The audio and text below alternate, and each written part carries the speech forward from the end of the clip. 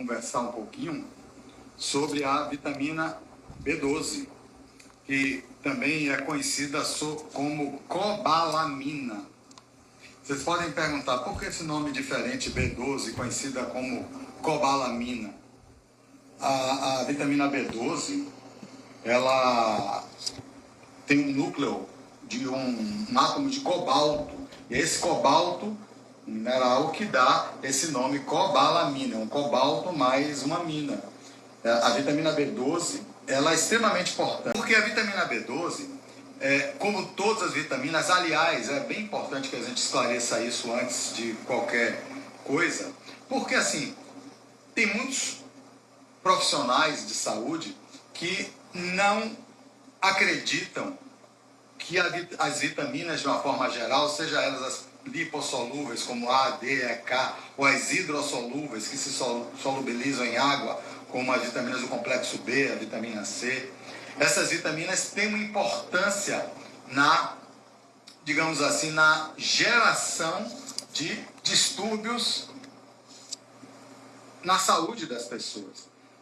Há um conceito geral de que as vitaminas, elas vêm naturalmente nos alimentos, e o que é a mais pura verdade, e que nós não precisamos nunca, ou quase nunca, suplementá-las, porque o alimento nos dá a quantidade de vitaminas necessária para que nós possamos viver satisfatoriamente.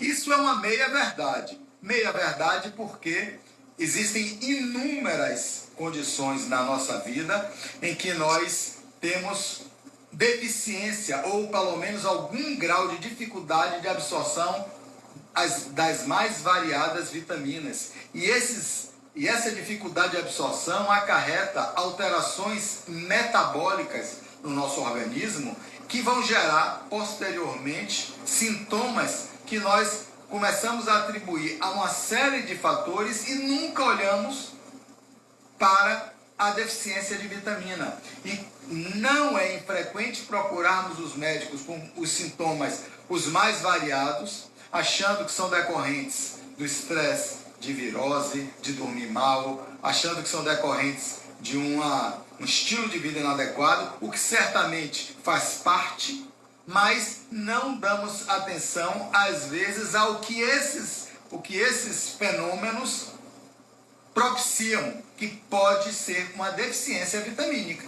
E se não repusermos essa vitamina, seja por via oral ou seja por via parenteral, nós não vamos deixar de ter essa sintomatologia e até desenvolver doenças, para as quais certamente haverá medicamentos.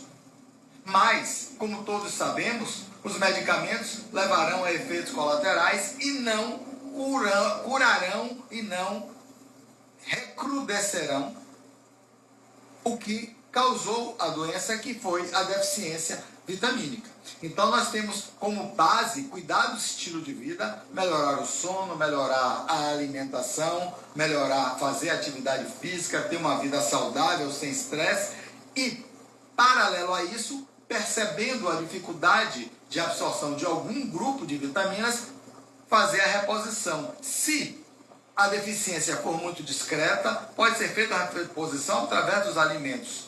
Caso contrário, você tem que usar dos suplementos que existem no mercado para fazer por via oral, que é a via fisiológica, é por onde realmente nós precisamos ingerir a maioria das vitaminas e minerais. E caso a deficiência seja muito intensa ou a via oral não seja a mais indicada por uma série de fatores que eu devo conversar aqui com vocês hoje ainda, utilizarmos as ferramentas atuais, que de atual não tem nada, porque as ferramentas parenterais existem há mais de 50 anos, há muito mais de 50 anos. Então, por que eu vou falar e começar pela B12? Tal qual a vitamina B9 e a vitamina D, a vitamina B12, nós estamos aparentemente numa epidemia. A maioria dos pacientes que eu atendo tem deficiência de B12 e, por incrível que pareça, tem queixas pertinentes à deficiência de B12. Essas queixas poderiam ser decorrentes de outras coisas? Sim. Mas se você tem uma deficiência vitamínica, você saiba que causa essas deficiências, por que não tratá-las? Ah, mas não precisa, porque o alimento dá tudo, isso é balela, não precisa repor vitamina. Eu vou deixar meu paciente com aquela sintomatologia típica da deficiência vitamínica subclínica e deixar ele sofrendo ao longo de vários anos, passando de médico em médico, sem repor? Isso não é justo. A gente tem que fazer essa reposição. Hoje nós estamos embasados em centenas de trabalhos clínicos. Quem tiver o interesse, basta procurar no Google Acadêmico ou no PubMed, que vai achar centenas de trabalhos clínicos mostrando as indicações e a necessidade da reposição das mais diversas vitaminas. Hoje, nos dias atuais, dizer que nós não precisamos repor vitaminas, eu diria que é um desserviço aos nossos pacientes. E a prova disso é que, à medida em que a gente faz essa reposição, os sintomas desaparecem, os pacientes passam a ter uma qualidade de vida muito melhor e estaremos prevenindo uma série de doenças futuras, como as que a vitamina B12 pode causar. Existem... a vitamina B12 foi descoberta no século passado. Foi descoberta mais ou menos a partir... Ela foi realmente descoberta a partir de 1950, 1949, por Dorothy Hodgkins, inclusive ganhou um prêmio Nobel por conta disso, mas desde 1800 a sua deficiência já havia sendo avaliada por conta de uma anemia chamada anemia perniciosa, que consistia em um quadro de anemia progressiva, onde as pessoas iam ficando cada vez mais cansadas, fadigadas, com problemas cardíacos e problemas neurológicos, terminavam por falecer.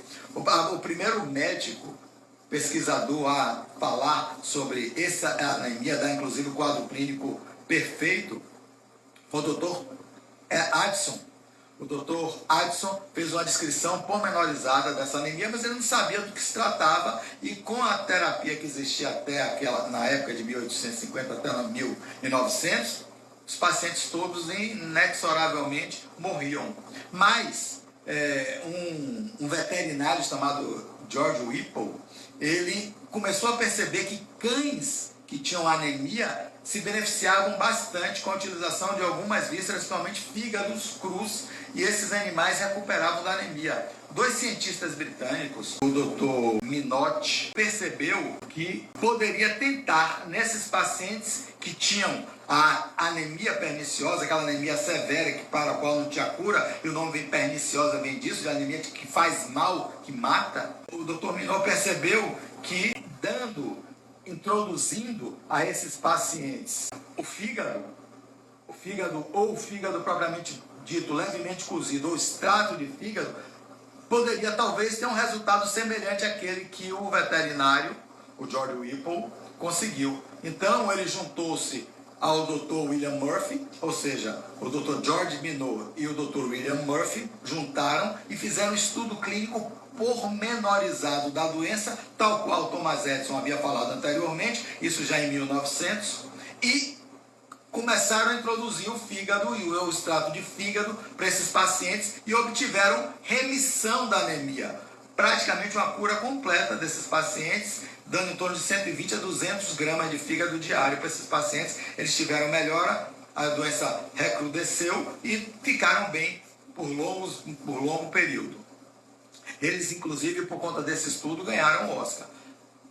Aí, uma década depois, mais ou menos, um indivíduo chamado William Castle, ele descobriu que o problema não era a deficiência de algum nutriente que apenas o fígado tinha. O fígado tinha esse nutriente, mas o problema não era a deficiência de nutriente, e sim a deficiência de uma glicoproteína, uma substância que havia no estômago, e que sem essa substância, esse fator extrínseco que havia no fígado, até então eles não conheciam como vitamina B12, esse fator extrínseco que vinha de fora, que havia no fígado, não era absorvido, porque o fator de dentro do estômago, que deveria ser produzido no estômago, essa glicoproteína chamada fator intrínseco, ou seja, ele nomeou a glicoproteína, que era produzida no estômago de fator intrínseco, nome que persiste até hoje, e a vitamina B12, como ele não conhecia ainda o nome B12, ele nomeou fator extrínseco que havia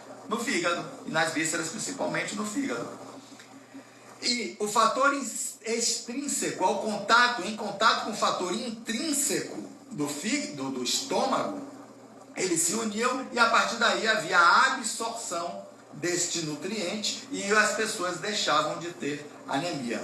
Então, mais ou menos em 1964, a doutora Hodgins, ela descobriu, ela realmente isolou a vitamina B12 e aí ficou esse fator extrínseco, ficou conhecida como vitamina B12, para a qual a doutora Hodgkin também ganhou o prêmio Nobel. Ou seja, essa vitamina deu 2 prêmios Nobel, o que é bem interessante, né?